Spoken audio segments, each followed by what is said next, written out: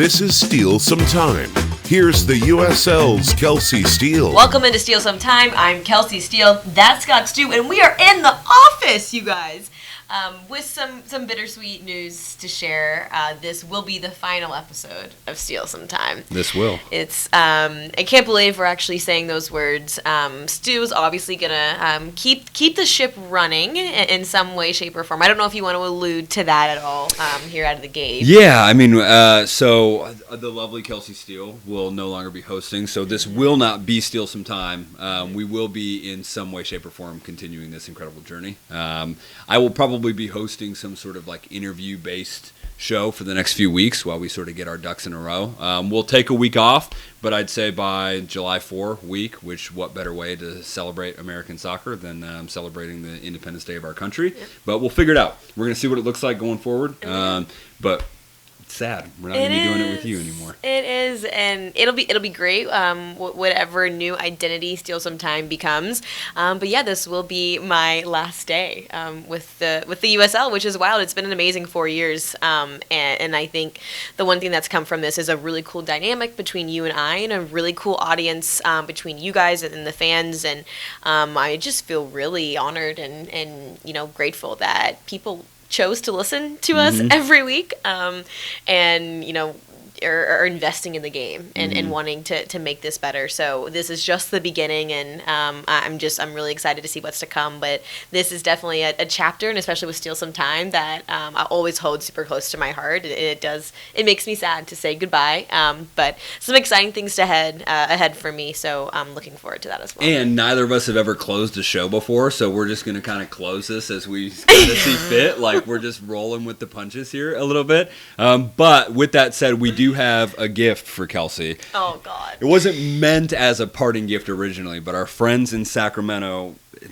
wow, kindness and generosity personified. Want to shout out John Jacobs specifically. Did send along your very own quail kit, which is cool. One of the best kits that I think exists in the championship in 2021. So this is for you, Wait, Kelsi. This is awesome. You guys over at SAC, thank you. The detail on this. The detail, it's insane. I feel like this is what you don't see when in just the straight up photographs. Like, this is the stitching, and it's everything. It's everything. Aww. So we have a nice gift. She'll take it with her on her next stop. But at least tell the people where they can follow your next journey. Yeah, so I'll be announcing this week kind of next steps for me. So you can follow me on Twitter and Instagram at Kelsi J Steele, and we'll make the announcement in the coming days. So, come on. Bittersweet, but excited, and it's been a heck of a journey. So excited to see what's next, and excited to share it with all of you guys too. We're all excited to hear. Well, let's just keep the positivity rolling. We still got an episode to do here, and I thought this one was a really natural way for us to end it. As someone who also enjoys fitness, I think that's one of the things Scott and I always really bonded about. He enjoys his running a lot more than I do, but we still kind of meet in the middle a little bit there. So there is this dad in Wisconsin who went on a journey this year to break the Guinness Book of World Records for push-ups. Yeah, I know. How old is this dad? Do we know? I'd have to find 30. I think he's in his 40s. Like, he's not like. I mean, the dude's just living his best life. So he might be planning for like some shoulder reconstructive surgery at some point. But right now, he's going for it. He said he's 45 years old, and I quote, not getting any younger. Okay, there it is. He recognizes his own limitations. You love it. Yeah. So I thought this was so cool. He's a social worker, and he launched his mission on June 14th. So twofold with why he wanted to do this. Wanted to teach his children a lesson in the power of perseverance by offering an example in real time. Because, I mean, he would literally just be, like, doing chores and, like, stop and drop 10, you know? And he's at work, stops and drops 10. And then I think in addition to that, he wanted to raise money for a cause that he truly believes in, which is amazing. So he's raising money for the Tunnel to Towers Foundation, which is an organization dedicated to easing the financial burdens for the families of fallen first responders. Very cool. Which I think is just incredible. And we talked about it last week too with Susie Hunter, I believe her name was. Yes. But it's really cool seeing people do these causes for their own, good, for no other reason, but tying in some really cool causes with them, which I think is so natural and telling too. Like a lot of great people doing some cool things and raising some money in the time being. So yeah, he really wanted to honor the first responders and the NYPD and really raise some money and pay tribute to those who had fallen in that day quite a few years ago. So anyways, to gain that record. The current record is 32 years old. Like, this has been set for so long. So he has been diligently documenting his accomplishments. He's got, like, a video vlog type aspect. As you do in the 21st century. As you do, and is well on his way to I believe he's already completed 1.5 million push-ups. Yeah. Since when? Since, I believe it was last year, so June 14th of 2020. And it's 2021 now. I'm just going to do some quick math here, because that'd be like, let's be generous and say, so that's about 4,000 a day. Yeah. So I think the article said he was like 3,500. That is disgusting. But fantastic. So he has to have like a reconstructive surgery. For sure. Like no questions He's asked. probably already replaced both arms twice at this point. But how cool is that? Oh, it's great. It's great. Like he smashed the record. Like there's no way anyone will ever hold a hand to that. So I thought that was like such a cool one and one that you would appreciate too. Yeah, for sure. And if you want, you could show people how to do a push-up? Yeah. Yeah, that'll be on next week's episode. We'll come back with a lot of fitness tips. I'll bring the bands in and we can just have a whole course. I love it. All right, let's get to a restaurant of the week. So I was thinking about this one, especially with it being the final episode. I, especially pre-COVID, had the opportunity to visit a lot of really cool markets. All right, well, let's talk about it. And our space. So I think one of the big ones I wanted to highlight out of the gate here was the generosity of everyone in New Mexico. And when I've been there twice at this point, and both times it was very adamant that like I experienced New Mexico. That's great. So I think one of the biggest things to take from that experience for me was that I know how to order my chili, and I feel like I have a leg up on everyone in the media industry, because like when I go to New Mexico and they ask me, how I want my chili, do I want to go green or red? I go, I'd like it Christmas style, please. And no one, do you know what that means? Clay doesn't know. Do you know what that means? Absolutely not. But I would venture a guess that green and red, some sort of combination. It is a combination. You need them both. Like, I think if you want the full experience, you need them both. And listen, like, I think what's cool too, there's so many hole-in-the-wall, extraordinary cuisine in New Mexico. I could name so many forever, but that is forever one of my favorite places to visit, for the people and for the food. Naturally. There's one more I wanted to bring up. And so I usually have to send you these restaurants, and Correct. you look them up in the middle of the show. Correct. So I thought it'd be so nice I could like actually show you. Oh, and the we're going in picture. the lunchtime too. And So we're this going is lunchtime. just working wonders for our fitness regime.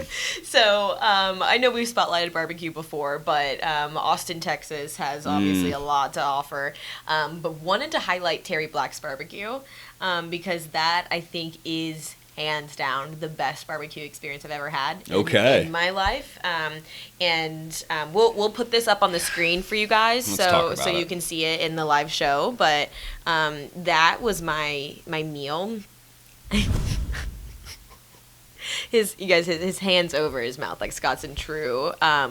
So what I loved about their corn at Terry Black's was it's not like a hard. It's like a mixture between like the kind of like swimming in like a broth, which is just like another level of a chowder. Dude, I think the fact that you walked out of this restaurant is like a working miracle of the universe. Oh, I mean, your artery didn't just immediately just like shrivel and like just give out due to the quality of this barbecue. Like, I think it's one of those where you're sitting there and you're like, I have to finish this. Yes, Like, 100%. I am not a wimp. Like, I'm here, but, like, I think I need to unbutton my pants, you So, know? the ultimate question, though, and I think this is good for the people to know. Yep. One of the biggest tests leaving any quality restaurant is, how did you feel afterward? Awful. Absolutely awful. Write that down, folks. If you don't feel horrible leaving a restaurant, you probably haven't done it right. I feel like especially According to barbecue, Kelsi. especially barbecue. Correct. You know, so definitely a big recommendation there, and I'm sure guys like Amobi Akugo and all the guys over in Austin have many more recs where that came Absolutely. from. But and we featured a few of my favorites throughout the days, but those two I definitely wanted to make note of. They take the proverbial cake. Take the cake.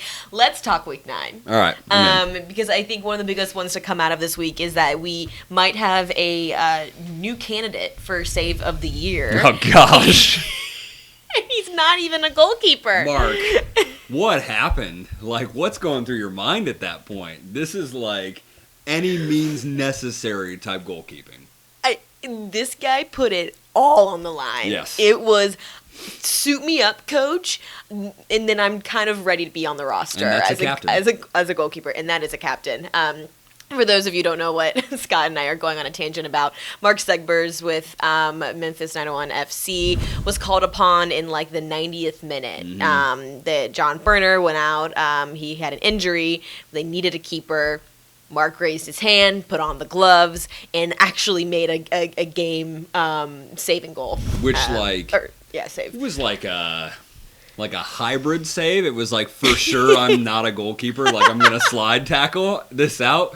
But efficiency is the name of the game. I feel like at that point it was like, what like body part can I use to get this done? Get it you out. know? Get it out is the motto as the goalkeeper. And he did well. He did well. Memphis has their first home opener win in club history, so that's a big one. And what a way to do it. Yeah, So, 100%. Shout out Mark for Look. just like showing us what it takes sometimes. dude, you've got my vote. Okay, I will for what it's worth. I don't work here for very much longer, but you've got my vote. You've got my vote now. There's a long season ahead, but like it's gonna be tough to beat it. I'll say that.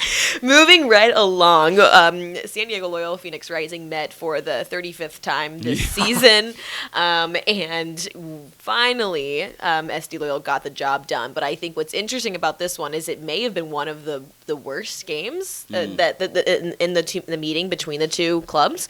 I mean, in Phoenix, it seems like everything was really going right for them, and other than putting the ball in the back of the net. So is this win a fluke? This 2-1 win for San Diego Loyal, which we have to mention the two absolute screamers from Jack Blake, who just somehow, I think he either scores from the spot or he scores 30-plus yards out. For you sure. know, it's like one or the other.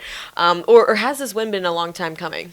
I mean, I think one, like Jack Blake, confidence at an all-time high. Love it. Right? Love Like, it. if there's one dude who we know is not going to doubt his abilities, it's him. And I think for Phoenix, like, this is just going to be how it goes sometimes, right? Like, sometimes the ball bounces your way, sometimes it's in the net, and like, I think they are going to be consistently the best team in the league, at least the best team in the Western Conference. Some weeks it just doesn't happen. For them to go down to two screamers from Jack Blake, I think they'll probably, as like, because you're not going to say they're going to take it, right? But I think they'll probably accept, okay, it took two just blinders for us to actually be able to lose a game. And it was away, and it was San Diego's, like, another, like, full capacity crowd. Yeah. So, tough environment, but if anything, I think Phoenix is going to use this as an opportunity to say, okay, now we know what this looks like. We're going to full capacity venues, a lot of energy. When it's not going our way, how are we going to adjust? But I don't think it's a fluke for San Diego. Okay. I think maybe not long time coming, but I think we knew, or at least we anticipated at the beginning of the year, that they were capable of playing at a level like this. It's just weird because I also don't think that they played the best game of their season in their win over San Diego. Jack Blake just stepped up, and that's something Jack Blake does well. I think it's interesting, too, because if you look at the quotes that came from Landon after that game, he was like, I think we would have been happy coming away with a point for this one. Like, if you talk to me after every game, like, this is the one where I was like, I don't know if we should have had these 3 points, you know. Absolutely. But he's like, that's how the game works, and we were due, you know. And I think that's a big note to come along with it. And Jack Blake, I mean, 3 of his 4 goals this season have been against Phoenix. I mean, the guy, if you look back, I think the number is something like 6 or 7 all time against Phoenix. Like I don't know what it is, if he just kind of rises to the occasion. But it seems like he knows how to perform against the best, and I think that's a telltale sign of a true professional and someone who's a threat in this league too. For sure. You know? I mean, and after that first goal, like, you could tell it was just shot on sight. Like, it literally was on sight for Jack. And I think you can tell even on the second goal, it rolls to him and he just takes a touch. I mean, I think it's probably always in his mind, like, if I have a sliver of space, I'm going to take this opportunity. It's just not often that you end up hitting the target. Most times it ends up in the stands, but for somebody with his capabilities, it's not that big of a surprise. Finally, San Diego has the 2-1 victory over Phoenix. I think, if anything, that comes with that a little bit of a breath of fresh air. And now on a 5-game undefeated streak. How the turntables turn. I can't with you. Let's keep it going. Let's go to the opposite coast now. Let's talk about Tampa Bay a little bit, because you're talking about a club that dropped their second game of the season this week. Are there concerns now? Because they dropped from Pittsburgh, who in turn had a 6-point week. So things are shifting here in the Atlantic Division. Where do your thoughts stand with Tampa Bay now? Are there concerns? Yeah, I don't know. I mean, I actually spoke to somebody who went to the game. This was one of few fans at Al Lang that I apologize. I was not able to make it there over the weekend. Yeah, I know, right? It's in flux right now. Our relationship is dynamic. But I spoke to a couple people who were there, and they were like, yeah, it just didn't feel like the Rowdies carried the same energy like they normally do. And I don't know if that was just inconsistency between the usual starting 11 and the guys that we saw over the weekend. I'm not overly concerned, right? Like, I think you got to anticipate that sometimes, again, kind of like with Phoenix, it's just not going to go your way. And I think that just happens, right? So you look at this game and you're probably like, okay, I'm sure Coach Neil Collins' immediate focus was, we're going to bounce back. Yeah. We're going to go back. We're going to do exactly what we know how to do, and we're going to get back to playing at the level that we want. I do think that we might be seeing the very early stages of what does life without Steven Dos Santos look like. And Foster Langsdorff was able to deliver with a last-minute winner last week, but I just don't know if that is going to be a sustainable model for them. I'm still not concerned by any means. I think Tampa Bay, like I said with Phoenix, will show themselves over the course of the season to be either the best team in the league or at least the best team in the East. So I think this is one of those cases, and now it's at home, so you hate it. But this is one of those cases where you just got to pick yourself up, dust yourself off, and we're back to the grind. Which leads me into the buy or sell this week, because Pittsburgh's 6-point week is for real. Win over Indy, win over Tampa Bay. They're now a threat to the Atlantic Division, so much so they're in second place in the Atlantic Division, have overtaken Hartford at this point, and a threat to the Eastern Conference. So are you going to buy or sell that Pittsburgh is now someone to be worried about? Yeah, I mean, I think Pittsburgh, so they've played 3 more games than Hartford, so I'll say that. But I think Pittsburgh is always a team, especially when Bob Lilly is at the helm, that you just cannot look past, right? Now, granted, their win over Indy, that was Martin Rennie's last game for a reason, and we'll say that, right? Indy was just not performing the way that they expected themselves to. They were not performing at the standard that, head coach Rennie had expected them to. They won that game down a man, which I think is a testament to Pittsburgh's resilience, but also to just how not great Indy was during that stretch. The win over Tampa Bay is a confidence boost. It shows us, okay, we might have felt pretty good about ourselves going to Indy, but they weren't playing that great. Now we just went to Al Lang Stadium and beat the best team in the Eastern Conference. So while they've played 3 more games than Hartford, I think Pittsburgh will firmly be in the playoff conversation. I think that they will absolutely be the team that you do not want to play in the playoffs, simply because they are very dedicated to their way of playing, and few teams execute as well as they do over a consistent period of time. We'll see what's to come here in Week 10, and we're going to get to Week 10 in our social moment of the week when we come back after the break. We're back in to Steal Some Time with a few social moments of the week. I'm Kelsi Steele, Scott Stewart. First and foremost, Stu, we know what's happening in the world right now. Are you an Olympics guy? I am. I've always been an Olympics guy. Okay, because have you watching the trials and stuff? I'm feel like I'm getting geared up. These trials are getting your mind right, Tokyo's not far away. Tokyo is not far away, and you know who is going to Tokyo? Sha'Carri Johnson, or Richardson, I should say. I'm so sorry, Sha'Carri. Anyways, she qualified for the 100-meter dash, I think it was Sunday night, for the 2021 Olympics in the absolute best way. First of all, fully decked out, hair done, nails done, eyelashes done, looks great. She clobbered everyone in sight. I mean, she completely ran away with this, literally and figuratively, comes across the finish line and screams, "I'm a champion." Yeah. Goes, I'm an Olympian. I'm an Olympian. And I'm like, oh my God. Like, if that doesn't, and if you need the full effect, so go look up the video, because this is just like why you love sports, yes. you know? Like, these people work for so long for that one moment. And now people are comparing her to Usain Bolt and how she's the next Usain Bolt. And it just kind of made me think about, like, why do we always have to compare to someone as the next one, you know? And I thought that her comment was really cool. She's like, I'm here to stay, and you know, I'm the first of me, and like, we need to stop with the comparisons. So I thought that was like really interesting, because there is something to be said about letting people kind of write their own narrative, and just because they might be great, it doesn't mean that just because they came after somebody that they're, you know, should be qualified as the next Usain Bolt. So absolutely love that one. I'm so ready for the Olympics, and Sha'Carri Richardson is an absolute legend. Yeah, I don't know what it is, and I don't even think it's an American thing. I think it's like a universal thing. We just love to compare athletes. Yeah. We love to compare, period, but we love to compare athletes. The next this, the next that. I'm fully on board, like, your story is your story. Yeah. And if you want to be the next somebody, great. If you want to model your game after MJ, or you want to run like Usain Bolt, fantastic. But you're still you. And that's always going to be the biggest story for us.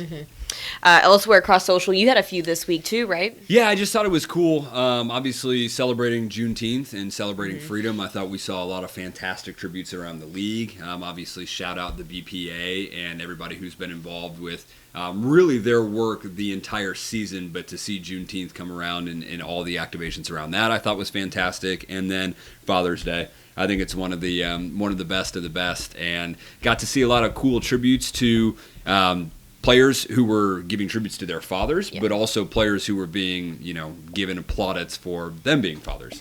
So just a league-wide celebration, and I think it's just it's something cool. I think dads, you know, in this day and age, there are very few more important figures in somebody's life than a father. So big celebration. I don't know if there's anything that warms my heart more than the photos that we get to see after the game, especially on Father's Day, with the players across the league with their kids wearing their jerseys, and it's just, that is one of the most heartwarming. I'll never forget when I was in New Mexico, Josh Suggs' kid had come down on the field, and they were walking off, and I got this really cool picture of the two of them holding hands as they're walking off, and I was like, this is what it's all about. Because as much as we hate comparison, we do love a long-lasting legacy. Yep. And just the idea that that child gets to experience that with their father or their mother when Mother's Day came around, but just the idea that that child has a model to follow. Right, like whether or not that kid ever plays professional soccer like Josh Suggs is irrelevant. It's about the moment that we get to enjoy, because they get to enjoy it. Yep, and they'll have that photo, and they'll have those memories forever, which is, I think, one of the coolest parts about the league and being a professional athlete in general. So Great week. So many special things heading out at week 9. So let's move over to week 10, because this is another heavy slate this week, and it's starting on Tuesday too. So right out of the gate here with Austin and Colorado Springs this evening. You can find that one on ESPN Plus, and we're kind of just moving straight through the week after that. Wednesday's got a pretty large slate, same with Friday. I think I want to hit you with the buy or sell first out of the gate here as I'm looking at the schedule, because we got Miami and Birmingham this week. So are you going to buy or sell that Miami comes back with a win over Birmingham, considering the international duty guys have now returned to that Miami squad, which I think we can agree was a big hurt, you know, a point for them. Yeah, I mean, I would like to buy into Miami. I like Birmingham a lot. Like, I think as the season goes on, the more and more bought into Birmingham I am as a whole, which doesn't mean that I'm not bought into Miami, because I think that come playoff time, that's another team that I just don't really want to play. But I think even given the quick absence, it might take a little bit of time for that cohesion, right? Like, Miami already didn't have a ton of time to find their cohesion as a unit.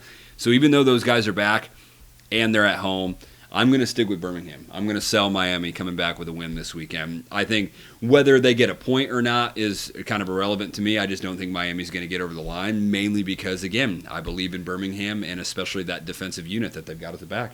Miami's just 2 points behind Charlotte, too, so they're in that 5th place spot. Right so there. you could almost, I don't want to look too far here into October, but they could hang around just enough and make that spot in the postseason and then just wreak havoc. Yes. Like, just turn it on. I think that's kind of terrifying. Yeah. I think I still think personally that they need a couple more weapons. Yeah. And we'll see where the goals are going to come from consistently across the season. We've talked about their back line being as solid as they have, with Ramon Del Campo being added and Paco Craig being added. We've talked about Speedy Williams and the addition to the midfield. Richard Ballard has done well when we've seen him up top, but I still think we're waiting to see, like, is Cristiano Francois going to be their most consistent weapon, or do they need a couple more attacking pieces? I'm leaning more towards the latter right now, but it's a long season. And I don't think Francois has ever served as the weapon in his previous, rosters. He's been one of the weapons, but I don't think that he's someone you turn to and you go, "That's the main guy." Right. So I think that says it all, right? I think sort of the weight of the shirt. Like, you are really going to be the goal-getter for us. Yeah. And it's not that, again, and I want to be careful, like, it's not that they don't have a nice full complement of rosters. It's more just that I believe that they have more to them should they be able to add maybe 1 or 2 more pieces up top. Makes sense. Let's go elsewhere down the schedule. We've got Hartford and Tampa Bay. Great game. This week, Saturday night at Dillon Stadium. This is going to be a nice clash here in the Atlantic Division. Yes. And when you look at the standings, too, in the Atlantic, I know we just talked about Pittsburgh overtaking Hartford, but like you said, Hartford is a few games back, so there's a lot of room there, I think, for them. But I like what I'm seeing out of Hartford this year, and I think that the Rowdies probably have the most pressure than they've had this season to turn this around, because we've got 2 losses in June now out of the Rowdies. This is, I think, a big statement win for them to go on the road and bring 3 points back to Tampa Bay. Yeah, and I mean, Hartford hasn't exactly been like destroying them other teams, right? Like, a lot of their results have been like 1-0, 2-0. Now we have the outlier, the 7-0 against New York, which is why their goal difference is +9 right now. But I think that, Hartford is going to be a team. This is going to be a great opportunity for Tampa Bay just as much as it is Hartford, because both of these teams kind of rest themselves on, we're going to establish an advantage and we're going to hold on to it. Which team jumps out in front first, I think, says everything about how Saturday night is going to go. I think it's probably the game of the week for me overall, just because Hartford has a lot of potential. But I do think that if I had to pick one of the 2 sides that has figured themselves out more, it is for sure Tampa Bay. So I think there is a lot that Hartford still has to prove over the long run, but what we've seen out of 6 games, 4 wins, a loss, and a draw speaks for itself. They've been fantastic to date. I think it's interesting, too, as we look down how that can start to measure between, we hypothetically could have a nice little 3-4 way battle there in the Atlantic. And it goes back to, when we're going through those divisions, how much of a factor that's going to play. Yeah. Especially when we talk about a playoff run come October. So I think when we talk about the shifts and what that looks like and who's going to turn it on when, we could see Hartford, they're not blowing people out of the water, and maybe that's going to end up meaning they drop a few points back. Yeah, and you just you don't want to peak at week 9. You know what I mean? Like, you don't want to just start on such a flyer that, come week 24, you're suddenly finding yourself struggling to carry momentum. So, like I said, I love how we've seen Hartford start. I think they've been really impressive. Again, 4 wins out of 6 games, regardless of how you've done it, is impressive enough. I think the 7-0 kind of puts things in perspective when you look at the full picture.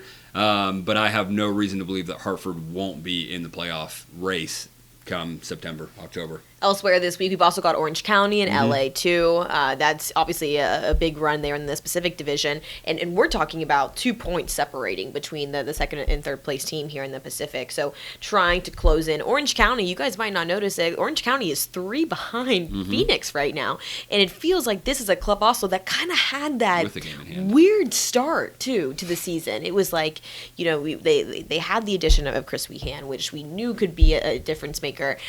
You kind of seeing a turn here when we look at Orange County and that this could possibly be a threat to Phoenix in the West? Yeah, I mean, I think we've always thought Orange County was capable of at least being a contender, whether it's a dark horse or whether they're front of the pack. I think we've always kind of watched them, and I think they've made some really good additions in the offseason to get here. But of their 7 games, 5 of them have been 1-goal games. So their loss to LA, though it was 4-3, they were right in the picture. On the reverse side of the 4 of those, they have also been like, okay, we are just not necessarily eking it out, but we're not winning convincingly. They've only had 2 wins that have been anything more than 1 goal. So I think it does say a lot that, you know, they're learning how to be efficient. They're learning how to get the job done when they need to. Catching Phoenix is an entirely different race, and that'll be a season-long sort of push. But what we've seen again of Orange County, I want to say in the same vein as Hartford, it's been fantastic. It's been a great start. I don't think you can ask for much more than where you're at now. So the question is, how do we continue this? And I think they've got a really good team. They've got a fantastic technical staff, and I think it is a bright future for Orange County. And it's interesting. I'm looking here, and Orange County doesn't see Phoenix again until August, Right. August 14th, and I think that is absolute best case scenario. Yeah. You got a month and a half at this point, or maybe almost a full 2 months to get there. Yeah. Honestly. And not a ton in that path. I mean, you've got Tacoma, you've got LA. I mean, I love seeing like they've got Charleston at one point, which is just so funny. Great. Charleston and Orange County playing each other, you know. So there's Sacramento, there's some winnable games there that I think could get them to the point where when they see Phoenix, they're going to be feeling good. Yeah, I think even more than just Phoenix, though, it's how are you going to perform against your other divisional opponents. So you might have your mind long-term set on we'd like to be as close to Phoenix as possible, but that means you got to beat LA. You got to beat San Diego. You got to beat Tacoma. And Las Vegas is kind of all over the place right now. We haven't seen nearly enough of Oakland for me to give like a definitive opinion on where they're at. You know Sacramento is capable of performing strongly. You know Tacoma is at least able to show up on a weird night and beat you. They already did it once. So it's just kind of like, yes, Phoenix might be the focus, but in between, we need to take advantage of every opportunity we're given. And it sounds like between now and August 14th, they have a lot of that. A full slate headed our way here for Week 10, already in double digits. The season is well underway, ladies and gentlemen. Lots to look forward to here. Before we do our final send-off, I thought it would be fun to talk a little bit about some of our favorite moments over the last 3 seasons. And I think when we talk about some of the highlights of our shows over the years, one of the big one that definitely comes to mind is that championship final show that we did in Louisville. Yeah, that was great. I mean, it's the only time that we've ever done a live show. And kudos to Matt Calville for making that happen. And, you know, that's not an easy task, especially to get audio right in such a busy place. But Steele sometime all-time leader, Jeff Reuter was on site. I think that's obviously added to it, but it was cool. There was this live element. People were there watching, and it is a reflection. Like, that was our best viewed and listened to show ever. And for me, it's one of those. I think it was, you know, the only show we've ever had drinks with when we were going. So maybe that's why, you know, it was the best. It was the best one to listen to.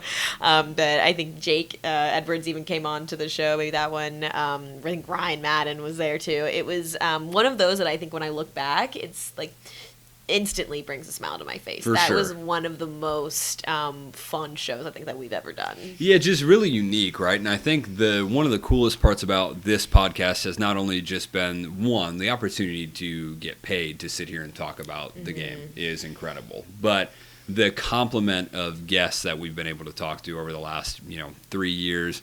You know, the first show where we got to speak to Landon Donovan before Landon Donovan was who he is now for San Diego. I mean, we've had a number of just really cool interactions, and I think to be able to do this has just been an insane blessing, and it's been an incredible thing that I just don't think we're going to be able to replicate anything like this, you know? And that's great. That's fantastic because you take all of the great times and you store them away and you just kind of keep plugging away. I think what's cool, you know, I made my announcement on Sunday and so many people were like, what's going to happen with Steele sometime? And it's like, I do want to make a point, like there's no greater compliment that you could give by saying a comment like that. You know, it means everything to me. And you talk about people that have chosen to take time out of their day to come on to our show. Seton O'Connor, yes. a long, probably forever lifetime fan of Hartford Athletic, but well known with the Dan Patrick Show. Incredible talent. He gave us time. We've had multiple former U.S. women's national team players on this podcast, and then truly just some incredible people. So I'm just so thankful that I've gotten to do this journey with you, of all people. It has been the ride of a lifetime for me, and I still kind of pinch myself to think that like people chose to listen to us and like what we had to say, and that's the ultimate compliment. Yeah, I mean, no one was asking where the Twitter account's going. No, no one was like, "Are we going to be able to still at USL Championship?" But it's a testament to the work that you've put in over the last 3 years. It's a testament to everything that's gone on in this office, and I don't think there's any more fitting way for us to be able to close this out than to be back in the room. There's something special about that. Yeah, there truly is, and I know that there's so much good to come. In terms of talent and creative and everything here at AHQ, there is so much to come here in the few years, and you guys are going to take this well beyond how we started it. So I'm just so thankful for you to go on this journey with me. And I think I walked over to Stu at one point and I was like, "Hey, I kind of want to do a podcast. Would you be up for co-hosting?" And he's like, "Cool, I'm in. Let's do it." Why not? He had no idea what he was in for, and doing it remote for a year and a half, which was an experience in itself. So thank you guys. Thank you for being a part of this journey with me. It has been the honor of my life, and Steele Some Time is not Steele Some Time without Scott. It might be my last name, but this show is truly a 50-50, and I know many of you were always upset that Scott did not get his due. So in this last episode, I would like to stew some time and go out on a great note. but all jokes aside, I'm looking forward to what's next for me. But the USL and especially the fans and players have always been so welcoming to me, and there's so many great things to come. So I'll get off of my soapbox, but appreciate you guys, and for the last time, I guess this is Kelsi Steele and Scott Stewart, and this is Steele Some Time.